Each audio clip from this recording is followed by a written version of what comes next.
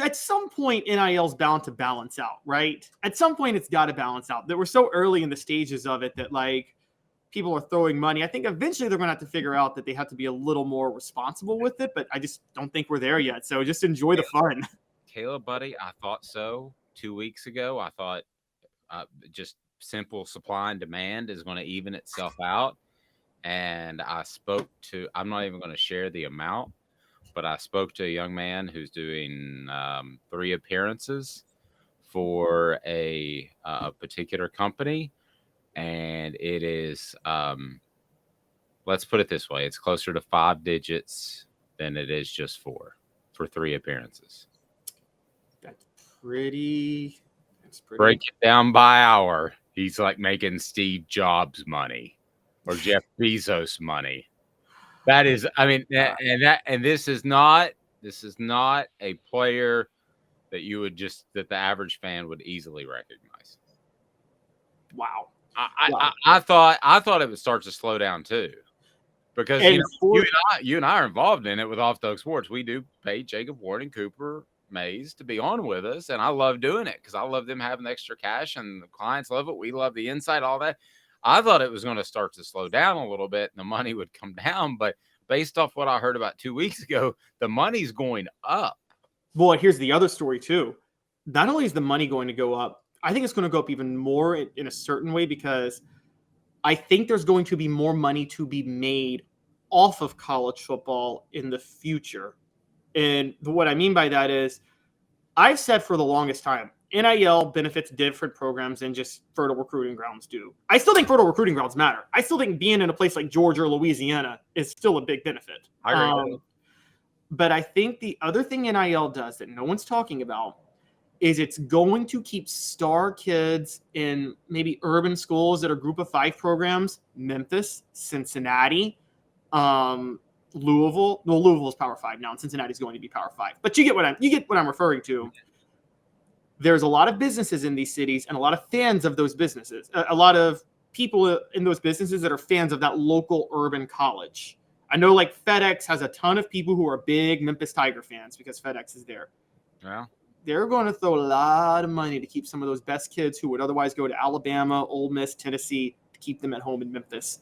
And you're going to start to see talent dispersed more across the country than it is right now. And I'm cool with that, and I hope you're right, but I don't know this. I think the amount now, FedEx is a grand exception, okay? And there might be a company that one day Amazon gets behind with Jeff Bezos. But those mega companies behind, I don't see that, just because of the amount of people that can pledge tens of millions of dollars at a school like Tennessee. You might be right. I don't see that right this second, but I've seen a lot of things lately that it started to evolve, and everybody got in football season. And the way the Spire Group handles it is basically, if you're a player of any ilk whatsoever, you are paid a monthly stipend. So there's a monthly payment to show up a certain number of times. Now, if you say, my mom's sick, or I'm out of town on spring break, and they call you and you can't make it, that's fine. They're not going to hold you to every single thing they want you to go to. But if you miss 3 or 4 without a good excuse, they just cut you. So you don't get that payment anymore. So there's the motivation. So I'll give them credit. I think they've found an incredibly fair way to do this thing. And I just don't know.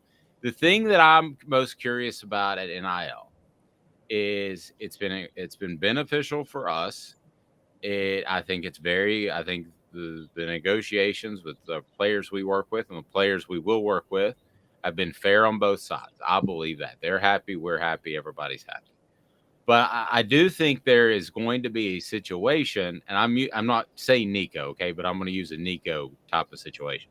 I think there's going to be a situation where somebody promises in the tens of millions of dollars, and the kid's an absolute bust.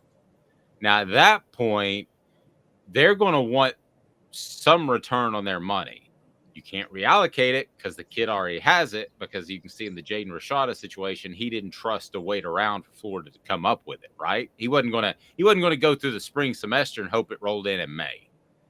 So that's my question is, when a couple of these guys, and if you look at every single recruiting class, it's always the same. 25 guys sign, 12 to 14 are contributors, 12 to 14 are basically donkeys that go somewhere else. That's a term that coaches use. I didn't make that up. Every single year, that is the case in every class. And so what happens if you bet on the donkey instead of the thoroughbred? Then you're going to be a little upset. So I don't know how that works out. I think everybody has figured out, at least Tennessee and the Spire Group, how it works out with putting players on a retainer. They show up X number of times. And I'm cool with that. They deserve that. They deserve that 50 years ago. But the elite guys, like the Nico, the Rashadas, they get the mega bucks. If a couple of those don't come through, what happens? That's my question. Yeah, and I mean, that's a great question. And, we're talking, we can go back. Tennessee's had quite a few high-profile 5-stars that didn't really pan out, and would coaches have been pressured to play them more because of their high-profile rankings. I've talked to him about it, Jonathan Crompton, because the coaching changes, and the first 3 years of his career at Tennessee were not good. And whether it's his fault or somebody else's fault, it doesn't matter. Somebody would have been writing a check to get the exposure via Jonathan Crompton. Mm-hmm.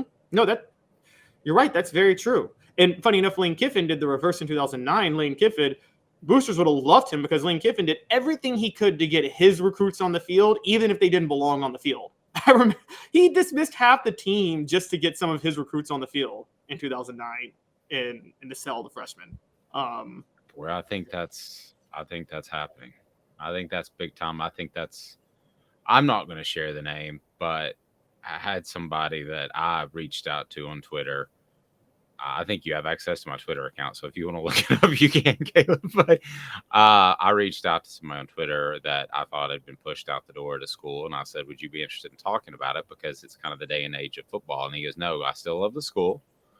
And he said, but I don't want to talk about it and create bad feelings. So you're going to have somebody that might speak out, but ultimately, now that they're getting paid, what's the fan response going to be? Tough S. Too bad.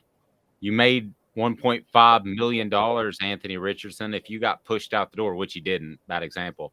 If you got pushed out the door, you got $1.5 million in your pocket. I work hard for $40,000 a year, says Bob down the road. Yeah, and not only, and you're seeing that though. Did you see that there was this year a drop by like the number of juniors that left, the number of players that left before their senior year for the NFL draft dropped by like 40 or 50. It was like down in the 80s, where it was like in the 120s up to the 130s a couple of years ago. That's the other side of NIL.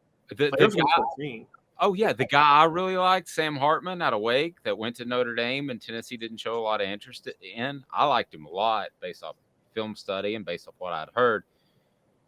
If he were going to be a 5th, 6th, 7th round pick in the NFL, he can make more NIL money, or at least comparable, at Notre Dame as the starting quarterback. 5th, it's all slotted. So 5th, 6th, 7th round, I looked it up. You're lucky to get a guaranteed contract for 3 years that amounts to about $1.5 million. You tell me he can't make that as a starting quarterback at Notre Dame? Oh, he absolutely can. Particularly with quarterbacks, many of them carry higher value in college than they do in the NFL. Many quarterbacks carry a lot higher. Let's pretend it's the 90s for a minute. Tommy Frazier was going to make a lot more money playing college football than he ever would have made playing NFL if NIL existed in 1995. Oh, yeah. And you're going to see that with quarterbacks, and you're also going to see it with college basketball, because college basketball is the biggest crapshoot to the NBA. It's the biggest crapshoot over who succeeds. The games are just so totally different. The NBA players are just so much better. It's insane. You don't have that big of a gap between big-time college football and the NFL the way you do with big-time college basketball and the NBA. So you're going to see a lot of players be able to rack up a lot of NIL money in college basketball, because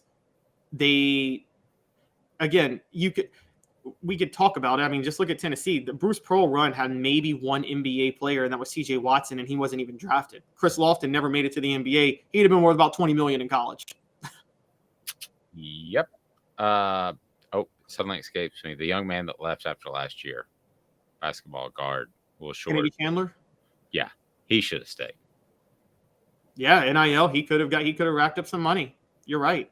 Now the tricky thing is with the NBA, if you get drafted, NBA salaries are by far the best of any sport. They got a really good union. They take care of their players. I mean, they are by far the highest paid of any sport. And they should be, because quite honestly, relative to NBA players are the most elite in their sport of any sport you can name. When you talk about the number of people across the world that want to play basketball and the number of roster spots available, NBA is by far the most elite of all the leagues. But you're taken care of better too because of that. I love the input from everybody. Travis, Smoky Mountain Red, Sam, and a recent comment. I'm leaving some people out. Sorry about that. But a recent content said Tim Tebow would have gotten $20 million. Yes, probably.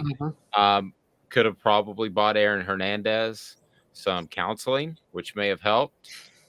Which brings us full circle to Aaron Hernandez looks like Billy Napier. That's brought to you by City Heating and Air Conditioning, cityheatandair.com. They do look alike.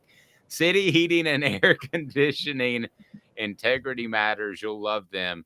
They'll take care of your HVAC unit. Sam says everyone complaining about the $8 million deal with Nico, but now $2 million per year looks like a deal, which would be $6 million. But I can't. No, I mean, I think if you get 2 years from a starter in the SEC and he's a first or second team all SEC quarterback, I think that's worth $2, $3, $4 million a year.